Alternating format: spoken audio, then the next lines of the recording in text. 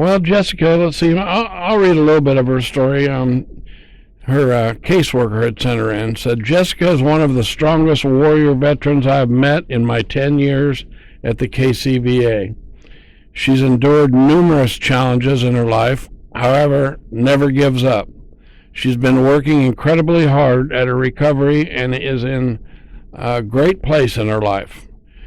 She now has full custody of her two daughters. One has her driver's license for the first time in 8 years. She attends medical appointments on an average of 6 days per week. A vehicle would help her to get to her appointments.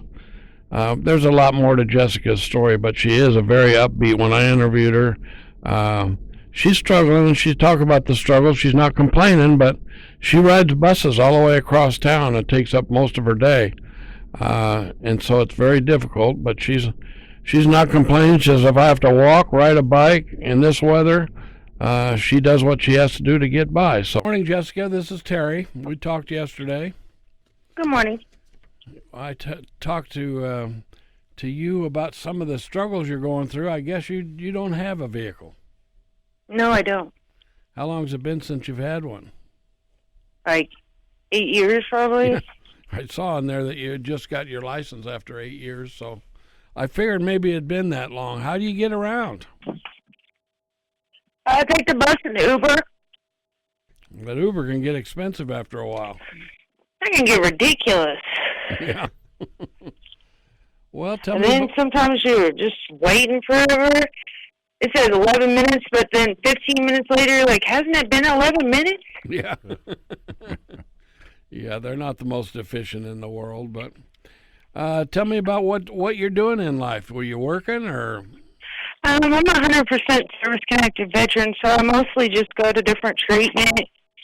And me and my daughter recently signed up to help at the Humane Society. I do. When did you serve? I served from 99 to 2001. And that was the Army? Yes, sir. The people at the VA, I talked to a bunch of them down there. They all speak pretty highly of you and what you're doing, trying to pull your life together. Yeah, I won an award for resilience. It was pretty exciting. Only like 7 people got it out of the whole VA. Wow.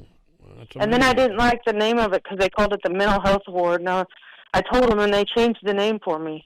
Oh, nice. I said, nobody wants to be the best, craziest person. That's not fun. Well, Jessica, we went over your application this morning, and the reason we called you this morning is to let you know that we're going to give you a car. So I thought I had to go to another level. Well, that's because I lie to people. Oh, my gosh. Thank you. Well, we want to make sure that you keep in your recovery and you're able to get your kids around and just have a normal life. So first and foremost, thank you for serving our country. And with a little bit that we do, we're going to give you that car so you can keep life moving. We may not know them all, but we owe them all.